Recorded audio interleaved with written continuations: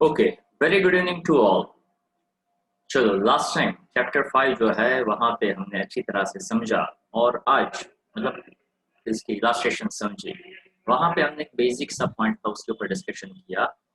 Chapter 5 जो है वहां पे स्ट्रिंग की प्रॉब्लम आपको अच्छी तरह से करनी चाहिए। अगर मान लो वहां पे कोई इंक्लाइंड प्लेन है, दो ब्लॉक के साथ कोई स्ट्रिंग कनेक्टेड है, ऐसे प्रॉब्लम को उसको ज्यादातर फोकस करिए। वैसे क्वेश्चंस जनरली एग्जाम्स में ज्यादा पूछे जाते हैं। उसके ऊपर जितना आपका ग्रिप अच्छा रहेगा उतना आपको पढ़ने में ज्यादा मजा आएगा।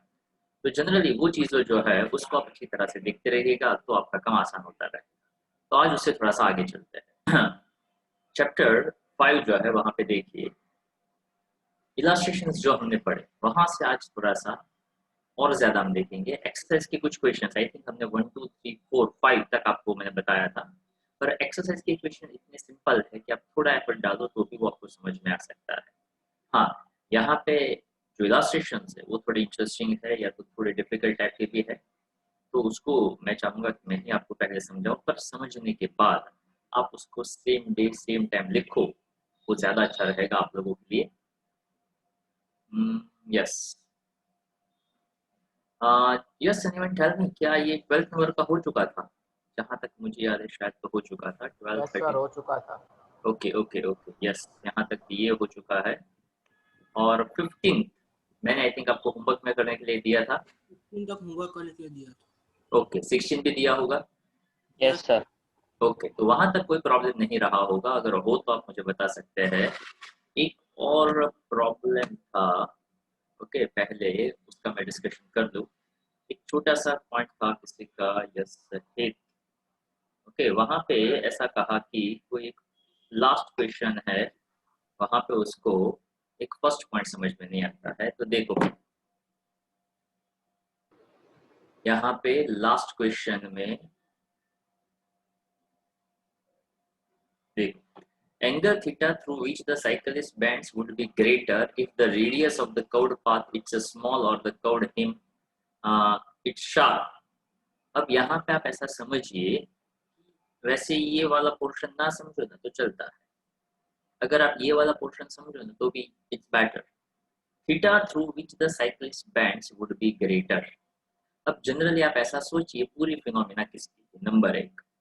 नंबर दो, हम यहाँ पे किसके ऊपर फोकस करना चाहते हैं? नंबर तीन। पहला पॉइंट नहीं समझ में आया, पर सेकंड पॉइंट क्या कहता है? The speed of the cyclist is large. अब यहाँ पे रिलेशन किसका देखना है? देखिए, रिलेशन थीटा का देखना है। The angle theta through which the cyclist bands would be greater if the radius of the curved path is small. मतलब क्या?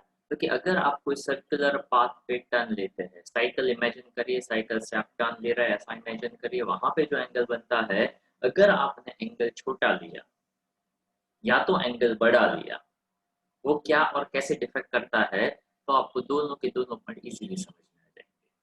क्या अगर मैं शार्प टर्न ले रहा हूँ, तो शार्प टर्न लेता हूँ तो क्या वहां पे पॉसिबिलिटी है कि मैं गिर सकता हूँ? तो क्या?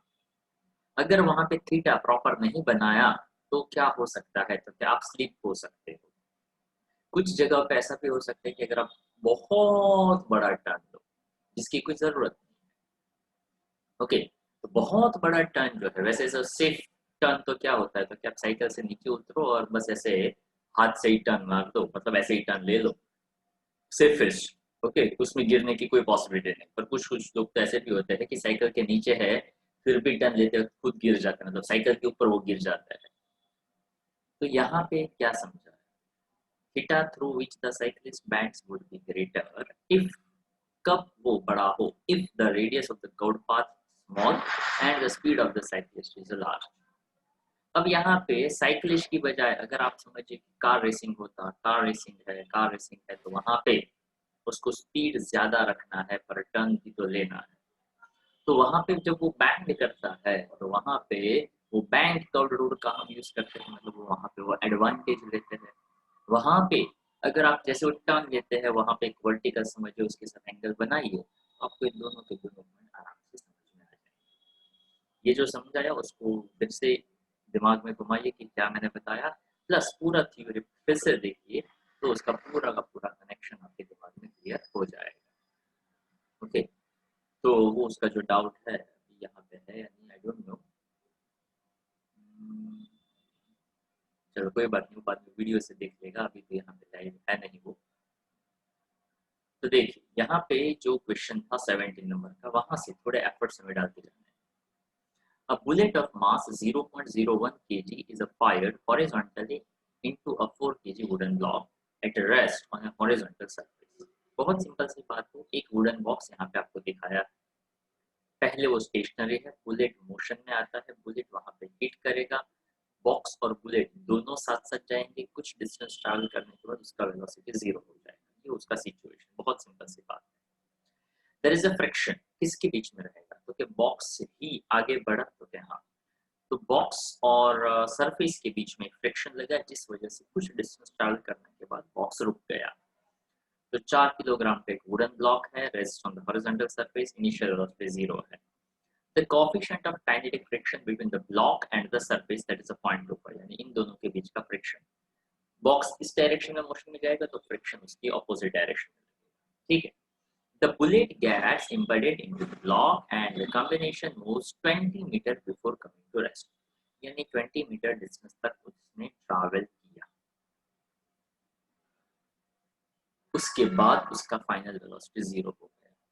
तो क्या यहाँ पे हम ऐसा कह सकते हैं कि जैसे वो निकला तब उसमें एक वेलोसिटी था, तो क्या फाइनल वेलोसिटी 0 हो गया, तो क्या with what speed did the bullet strike the block, कितनी स्पीड से बुलेट जो है इस ब्लॉक को लगा होगा। तो mass of bullet, mass of wooden block दोनों गिवन है, ब्लॉक और बुलेट दोनों का टोटल मास करो 4.01 ऐसा हो जाएगा।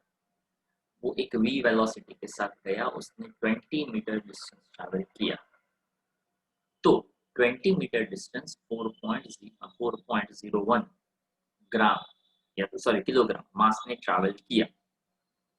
तो कितनी स्पीड से, वैसे यहाँ पे तो फ्रिक्शन देना, friction is equal to mass into acceleration.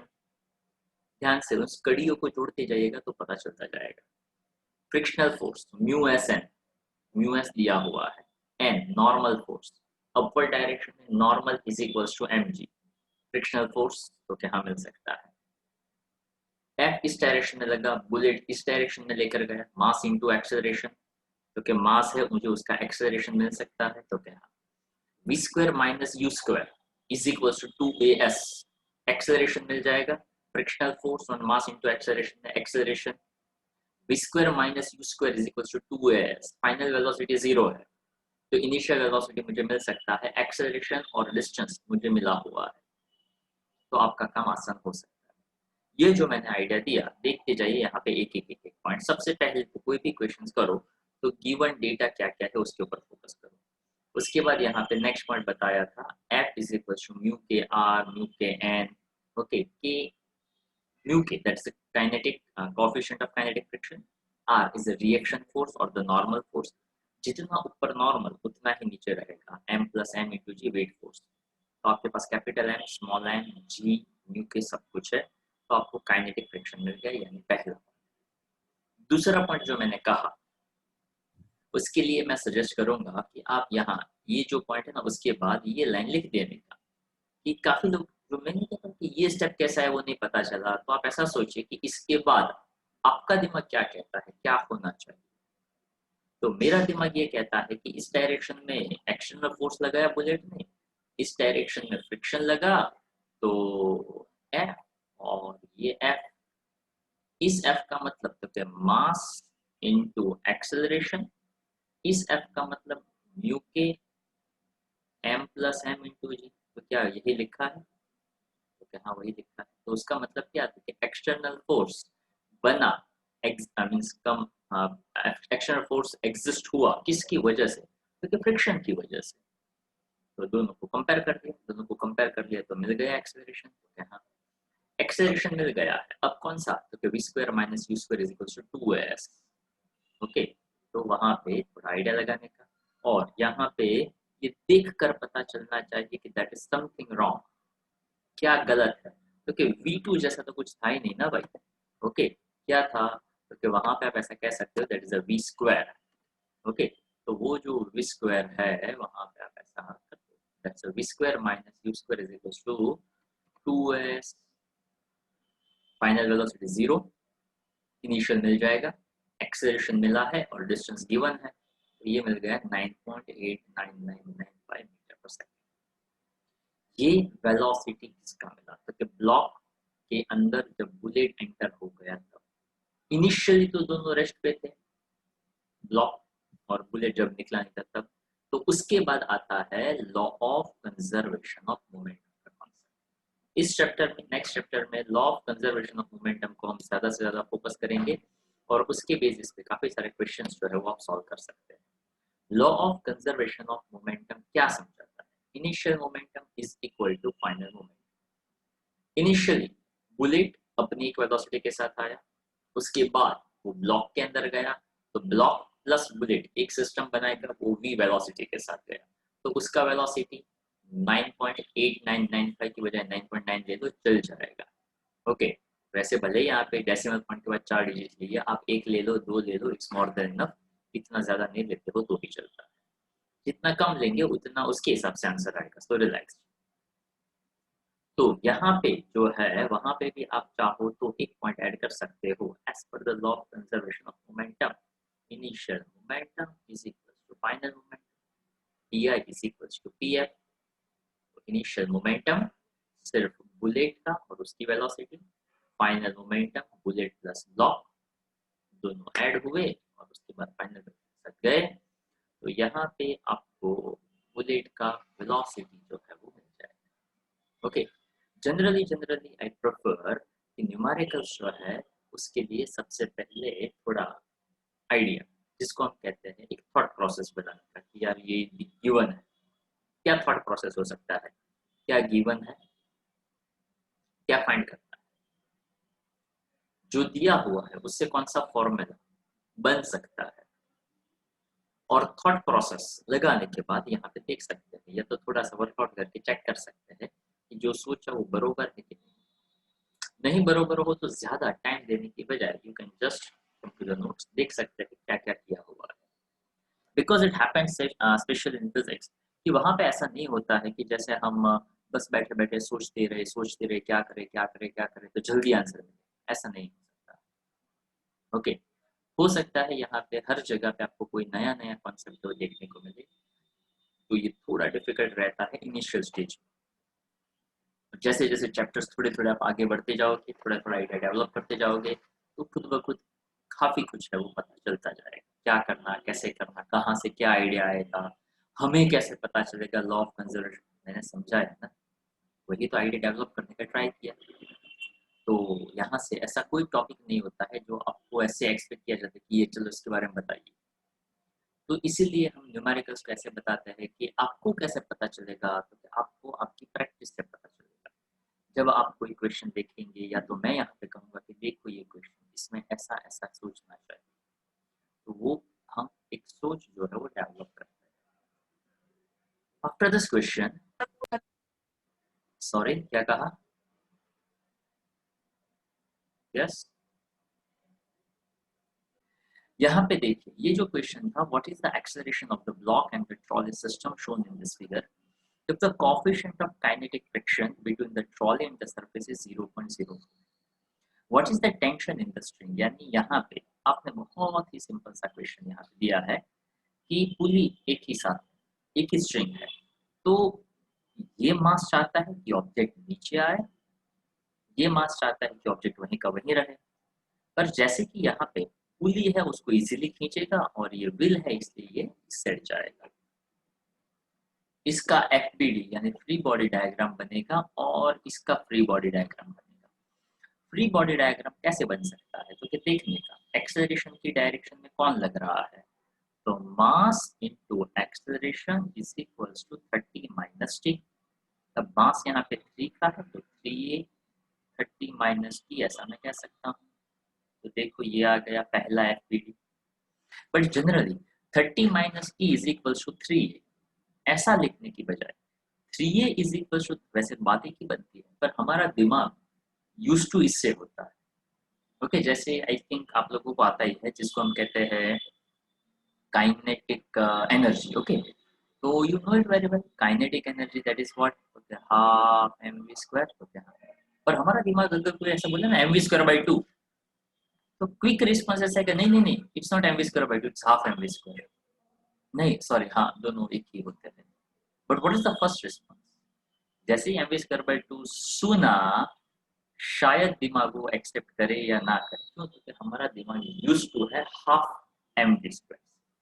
In the same way हमारा दिमाग यूज्ड टू होता है, हमने माइंड को ट्रेन किया कि mass into acceleration is equal to जो इसकी डायरेक्शन में है, एक्सेलरेशन की डायरेक्शन में जो फोर्स लगता है उसकी ऑपोजिट डायरेक्शन में टेंशन लगता है। तो हम ऐसा बनाते हैं, फोर्स की डायरेक्शन है तो एक्सेलरेशन की डायरेक्शन का जो फोर्स है वो डोमिनेटिंग है, ऑपोजिट में आएगा उसको माइनस साइन ले लो। तो हमारा दिमाग यूज टू है ma is equal to 30 minus T को लेकर। तो 30 minus T is equal to 3, और इसका दोनों का मतलब सेम होता है, पर ऐसा लिखना हमारा काम आसान करता है। दूसरा पॉइंट, यहाँ पे लगता है mg, ऊपर लगता है रिएक्शन, टेंशन से ऑपोजिट डायरेक्शन लगता है फ्रिक्शन, पर फ्रिक्शन इज इक्वल टू लगता है म्यू एस आर, और आर इक्वल टू होता है mg। तो ये बन जाएगा म्यू एस। एक्सेलरेशन जिसकी वजह से लगा तो वहां पे आप ऐसा कह सकते हो 20 into a T minus mu s m g. काम आसान, ये देखो। पर 20 ए इज इक्वल टू ऐसा लिखने से एक दिमाग में क्लैरिटी रहता है। मैंने ऐसा क्यों दिया? क्योंकि भैया एनसीईआरटी का टेक्स्ट बुक का इलस्ट्रेशन था, वहां जैसा देते हैं वैसा ही देना पड़ता है। ओके, एक चीज ऐसी होती है जो है वैसे ही मुझे देनी पड़ती है, और एक चीज ऐसी है जहाँ पे हम खुद का सोच सकते हैं। तो जो नया होता है या तो जो हमें अप्लाई करना होता है वो मैं बता देता हूँ। You can write in this way, that is better for you. आपने ऐसा कर दिया, वैल्यूज डाल दिया, तो यहाँ पे दूसरा इक्वेशन मिल गया t minus 8 is equal to, but what I insist 3a 30 minus t 20a and t minus 8। हमारे पास बहुत ही सिंपल सा आइडिया है, तो एक्सेलरेशन एड इक्वेशंस, एक्सेलरेशन में भी ए एडिशन में भी ए, याद रखने के लिए आसान है। फॉर एक्सेलरेशन एड इक्वेशंस, जैसे ही ऐड कर दिया टी टी कैंसल, काम आसान। 23a 38, तो यहाँ पे 30 माइनस 8 हो जाएगा, sorry, so that will be 22 22 by 23, so that will be your answer 22 by 23। यही एक्सेलरेशन कोई भी एक इक्वेशन में डाल दो, 1 2 पोटेंशियल मिल जाएगा, सिंपल सी बात। 19 नंबर का question, bend in a level road. Okay, condition क्या था? तो centripetal force equals to mu mg, find the maximum speed. Okay, otherwise friction ज्यादा होना चाहिए, तो friction that should be greater than और equal to mv square by r। पर अगर मैक्सिमम चाहिए तो ऐसा कह देते हैं कि ऐसा वेलोसिटी, ऐसा लगा स्टैटिक फ्रिक्शन की which is equivalent to centripetal force. यहाँ पे जो फ्रिक्शन लगता है और सेंट्रीपिटल फोर्स लगता है दोनों इक्वल होंगे, तो आपको मैक्सिमम वेलोसिटी जो है वो दे सकता है। सीधा सिंपल सा question, you can try yourself. Okay, कोई उसमें कोई लंबा कोई आइडिया नहीं लगाना, इधर उधर का, बहुत ही सिंपल सा है। ये क्वेश्चन जो है उसमें एक छोटा सा फिगर का आइडिया, जो यहाँ पे फिगर दिया हुआ है आपको आइडिया आ जाएगा, देखिएगा। A train has to negotiate a curve of 400 meters. By how much should the outer rail be raised? इसको ऐसे समझिए कि ये यहाँ से टर्न लेता है, जैसे ये टर्न लेता है ना, तो थोड़ा सा आपको जहां से दिखता है वहां से नहीं, इस साइड से थोड़ा सा उसका रेल ट्रैक जो है थोड़ा सा ऊपर उठता है।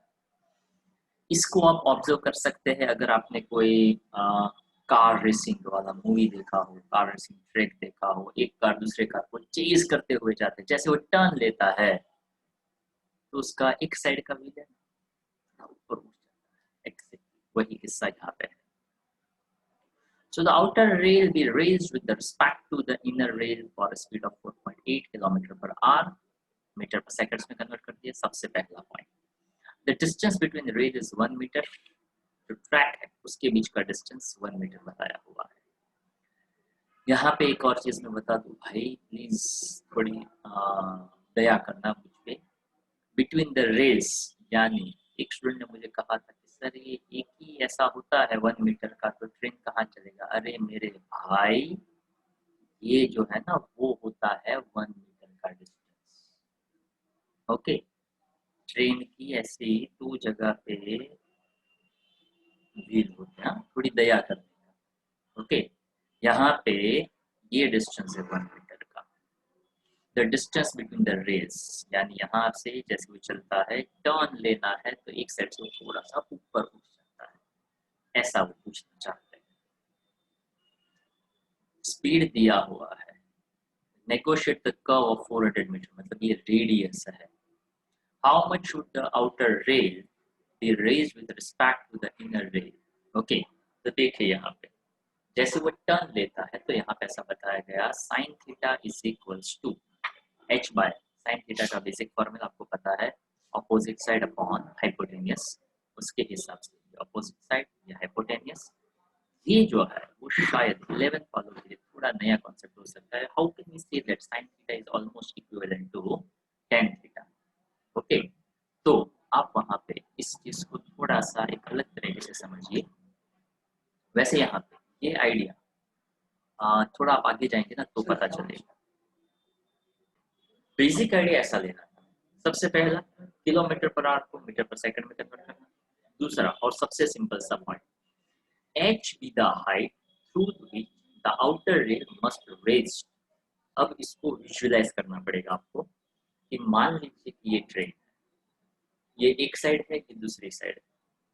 जैसे ये टर्न लेता है तो अब ऐसा समझिए कि ये ऐसे टर्न लेगा, तो इमेजिन करिए जैसे टर्न लेता है तो कौन सा वाला ऊपर, मतलब ऐसा रेज्ड होता है। खुद ही विजुअलाइज करेगा, ऐसे आपके सामने कंपास ऐसा कुछ हो, पाव जैसा कुछ हो, तो इमेजिन करिए जैसे ये टर्न लेता है तो ये वाला, ये अंदर वाला, ऑफ कोर्स जैसे ये टर्न लेता है ना, कौन सा वाला right. So that the outer rail must be raised with respect to the inner rail। अंदर वाले के रिस्पेक्ट में बाहर वाला थोड़ा ऊपर चलता है, as shown in this figure। अब ये जो फिगर यहाँ पे दिया है वो तो सिर्फ एक रेफरेंस के लिए है, पर उसको आप 3D में इमेजिन करेंगे तो ही ज्यादा पता चलेगा। मेरा जो पॉइंट था कि sine theta equal to tan theta क्यों होता है, वो शायद आपको थोड़ा बहुत क्लियर हो सकता है। क्यों? क्योंकि हमारा दिमाग ऐसा नहीं मान सकता कि साइन थीटा tan थीटा के इक्वल कैसे हो सकता है। साइन में होता है ऑपोजिट अपॉन हाइपोटेन्यूज, tan में होता है opposite upon adjacent, how it's equal? Okay, it's not equal, it's given as equivalent. उसको कैसे समझेंगे? जैसे कि साइन 0 0 होता है, साइन 30 1/2 यानी हाफ 0.5 होता है। साइन की अपनी एक सीरीज आती है। ओके, जो मैथ्स वालों को शायद पता हो, ट्रिग्नोमेट्री सीरीज में नहीं पता हो, तो वो बहुत आगे जाने के बाद, मतलब चैप्टर 14-15 में साइन सीरीज का जिक्र करेंगे, और वहां से आपको पता चलेगा कि जैसे साइन थीटा का एक्सपेंशन करेंगे ना, तो वहां से थीटा कॉमन आएगा, तो 1 minus theta square by 2 factorial 3 factorial. ये जो फैक्टोरियल बोल रहा हूँ वो भी काफी लोगों को तो नहीं पता होगा कि वो क्या है। पता हो तो अच्छी बात है, ऐसा बोला जाता है 3 फैक्टोरियल 4 फैक्टोरियल। इसका मतलब है 3 इंटू 2 इंटू 1, इसका मतलब है 4 इंटू 3 इंटू 2 इंटू 1। ओवरऑल ये वैल्यू बहुत ही, मतलब 1/3 फैक्टोरियल 4 फैक्टोरियल, ओवरऑल वैल्यू कम होता जाएगा। पर वो बहुत बड़ा मैथमेटिकल कॉन्सेप्ट है। ऐसे वैसे सिंपल है, पर आपने नहीं पढ़ा है इसलिए आपको बहुत बड़ा लग सकता है। तो मैं आपको ये सजेस्ट करूंगा कि एट सम मोमेंट थोड़ी पेशेंस के साथ अभी के लिए इसको एक्सेप्ट करो। नहीं ही होता हो तो आप एक काम करिए, साइन 10 डिग्री 10 डिग्री, ये आपके पास नेचुरल टेंजेंट दोनों आपको देखने आते हैं। इसका वैल्यू देखिए, इसका वैल्यू देखिए। साइन 15 डिग्री tan 15 डिग्री, इसका वैल्यू देखिए। पर उसके साथ साथ थोड़ा सा ये भी देखिए, ताकि आप ऐसा कहोगे कि सर साइन 45 cos tan 45 दोनों अलग अलग है। tan 45 1 होता है, साइन 90 1 होता है। I know that, but I am not talking about this kind of difference. आप ये देखेंगे, उसके बाद आप देखिएगा साइन 1 डिग्री से 2 डिग्री, tan 1 डिग्री से 2 degree, you find it, it's very small difference. और जब एंगल छोटा, वही तो कहते हैं for small value of theta, okay, small value of theta, small value, तो ये लेंगे ना तो आपको पता चलेगा कि स्मॉल मतलब कितना स्मॉल एंगल है। जैसे वो ट्रेन टर्न लेते हैं तो क्या ऐसा होता जाएगा कि वो ट्रेन एकदम एकदम सब लोग ऐसे नहीं, हल्का सा, मतलब वो बहुत छोटा सा एंगल फॉर्म होता है। और यहाँ पे tan थीटा लिया है क्यों? ताकि हमारे एक रिक्वायरमेंट किस बात की, तो कि tan थीटा हमें देता है v square by r, tan theta v square by r, याद करिए वो theory when moving on the level curved road, bank curved road, okay, bank curved road में हमने tan थीटा का एक फॉर्मूला निकाला था और मैंने आपको कहा था कि why we are considering tan theta, क्योंकि वो sin cos दो अलग अलग ना है ना, इसलिए हम tan थीटा वहां पे लेना पसंद करते हैं। तो उसके हिसाब से h by l v square by r g, और इसलिए हमने यहाँ पे tan थीटा लिया और वहां से हमें ये value, so this is the basic, okay. अब आपके पास नोट्स हो तो फटाफट इसको देखिए और समझिए कि कुछ समझ में आए। देखिए, तो बहुत बेसिक सा 21 वाला जो है वो भी आप ट्राई कर सकते हैं, बहुत बेसिक फॉर्मूला ऊपर यूज किया, वही का वही formula, same to same formula जाएगा। तो आप जितना उसको समझने का ट्राई करेंगे, 21, 22 सभी फॉर्मूला बहुत बहुत सिंपल से है। 23 है, उसमें अगर थोड़ा आप एफर्ट डालें तो समझ में आए, अदरवाइज वो थोड़ा अलग जा सकते हैं। ध्यान से सुनिएगा। A body weighing 0.4 kg is whirled in a vertical, okay, in a vertical circle, in a vertical circle, making 2 revolutions per second. Revolutions, one revolutions, एक revolutions यानी 2 pi रेडियन होता है। तो देखो यहाँ पे लिखा है 2 revolutions per second। वैसे यहाँ पे इसको आप f भी कह सकते हैं, that's what is the frequency, okay. उसको कभी कभार न्यू भी कहा जा सकता है, बट आई प्रेफर कि आप उसको फ्रीक्वेंसी कहो तो सही रहेगा। यहाँ पे क्यों भाई ऐप नहीं आ रहा है, ओके, कोई बात नहीं, हाँ। तो हाँ, जनरल फ्रीक्वेंसी को एफ या तो न्यू, दोनों ही सिंबल कहे जाते हैं, पर फिजिक्स के अंदर वी वेलोसिटी का भी आता है, तो जब हम लिखते हैं तो वी और न्यू अलग अलग नहीं बना सकते, थोड़ा डिफिकल्ट होता है, इसलिए मैं यहाँ पे फ्रीक्वेंसी को एफ कहना पसंद करता हूँ। आरपीएस का मतलब रिवॉल्यूशंस पर सेकंड, एक रिवॉल्यूशंस यानी 2 पाई रेडियन, तो 2 रिवॉल्यूशंस यानी 4 पाई रेडियन पर सेकंड, ऐसा उसका एंगुलर स्पीड पर ऐसे घुमा है, जस्ट सिंपल। मकर संक्रांति के टाइम थ्रेड वेड मतलब स्टोन बांध कर ऐसे घुमाते हैं, सेम टू सेम किस्सा। If the radius of the circle is 1.2 meter, अब 1.2 मीटर होता तो काफी बड़ा है, ओके, 1 मीटर यानी 100 सेंटीमीटर, 3 फीट से बड़ा, ओके, ऐसा हमने बड़ा सा सर्कल बनाया। Find the tension in the stream, body is at the bottom of the circle and at the top of the circle, पर यहाँ पे एक आइडिया क्या है, तो वर्टिकल सर्कल। अब ये जो वर्टिकल सर्कल हम बना रहे हैं, मतलब हम यहाँ पे खड़े हैं और ऐसे में घुमा रहे हैं, अगर इमेजिन कर सकते हो, ओके। अब यहाँ पे आपको 1.2 मीटर का सर्कल बनाना है, अगर आप कहीं पे छत पे ऐसे खड़े होंगे तो आपको सर्कल बनाना ज़्यादा अच्छा रहेगा, अगर खुद ही खड़े खड़े बनाओ बन सकता है, पर वो वहाँ पे हाइट को थोड़ा मेंटेन करना डिफिकल्ट हो जाता है, दैट इज द पॉइंट। तो यहाँ पे ऐसा उसने बताया कि आप सेंट्रीफ्यूगल फोर्स ले लीजिए,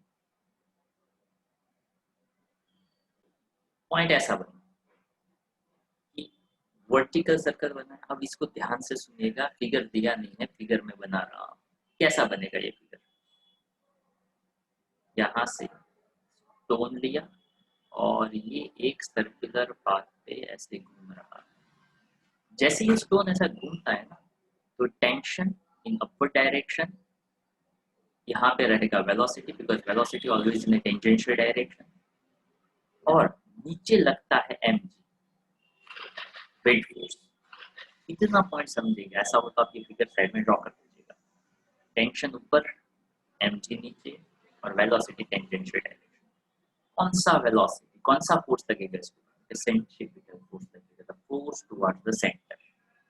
इस वजह से यहाँ पे सबसे पहला point, tension is equals to mg, centripetal force that is mv square by r। अब देखिए mv स्क्वायर बाय r में v इक्वल टू, मैं r ओमेगा कर दूं तो r r कैंसिल हो गया, m r ओमेगा स्क्वायर। और वहां पे ऐसा मुझे बताना चाहिए कि force is also toward the center, तो centripetal force is equals to tension. तो यहाँ पे आप एक छोटा सा पॉइंट है उसको समझिएगा, तो वरना ये आपको कंफ्यूज कर सकता है। There is a printing mistake है, तो प्रिंटिंग मिस्टेक बहुत बड़ी है, ध्यान से सुनिएगा। कि टेंशन ऊपर लग रहा था, सेंट्रीपिटल फोर्स भी ऊपर लगता है, mg नीचे लगता है। तो सेंट्रीपिटल फोर्स की कंडीशन किसने सेटिस्फाई किया? तो कि टेंशन। उसकी ऑपोजिट डायरेक्शन में कौन है? तो कि mg। तो यहाँ पे ये जो लिखा है ना, उसके बाद अगर इसको समझेंगे ना तो कुछ समझ में नहीं आएगा। तो एक्चुअली में करेक्शन क्या है? तो कि करेक्शन ये है कि T माइनस mg है, which is equivalent to centripetal force है। अब T को सब्जेक्ट बना दो तो mg इधर जाएगा, तो यहाँ पे प्लस का साइन आ जाएगा। जैसे प्लस का साइन आ गया, m r ओमेगा और g सब का वैल्यू दिया हुआ है, वैल्यू किसका? गामा से। ओके, इतना करना था। तो प्लीज इस छोटी सी मिस्टेक को करेक्ट कर लीजिएगा, वरना वो बहुत बड़ा प्रॉब्लम क्रिएट कर सकता है। fc is equal to t minus mg होता है, पहला पॉइंट। दूसरा, कब? तो कि जब नीचे था। अब ऊपर वाली सिचुएशन ना, ध्यान से देखिएगा। स्टोन जब ऊपर है, अगर आप छोड़ दो ना तो नीचे आ जाएगा, तो उसमें टेंशन नहीं बन पाएगा। पर फिर भी अगर हम सोचे mg भी नीचे, टेंशन भी नीचे, और सेंट्रीपिटल फोर्स जो टुवर्ड सेंटर भी होता है, तो सेंट्रीपिटल फोर्स की कंडीशन किसने सेटिस्फाई किया? तो देखो T2 प्लस mg, जहाँ है T2 वहीं पे है mg, and which is equal to satisfy by centripetal force. T2 plus mg is equal to mr omega square. उसमें से T2 को सब्जेक्ट बना दो तो आपका काम हो जाएगा। Just simply place the values, काम हो गया। सेम टू सेम सिचुएशन आप 24th वाले क्वेश्चन में अप्लाई करिएगा। क्वेश्चन एक्स्ट्रा है और बहुत ही काम का है, मैं आपके ऊपर छोड़ रहा हूँ। यहाँ पे फिगर दिया हुआ है, सोचना ये है कि कौन सेंट्रीपिटल फोर्स की कंडीशन को सेटिस्फाई करता है। यहाँ सेंट्रीपिटल फोर्स नीचे R2 माइनस mg बनेगा, सेंट्रीपिटल फोर्स की कंडीशन सेटिस्फाई करता R2। यहाँ सेंट्रीपिटल फोर्स की कंडीशन कौन सेटिस्फाई करता है? क्योंकि तो दोनों ही सेम डायरेक्शन में है, इसलिए वहां पे आएगा R1 प्लस mg। बस इतना समझिएगा, बाकी पूरा क्वेश्चन आपसे पूछ रहा है, दैट आई एम 100%। ओके, तो आज का जो आपका होमवर्क है, ओके, यहाँ पे ये आपका खत्म हो जाता है। तो आपका जो होमवर्क है वो पार्ट 2 से आपको करना है। ओके, यहाँ तक के जितने भी क्वेश्चन है ना, वो सभी आज जितने हमने सीखे 17 ऑनवर्ड्स, तो 17 से लेकर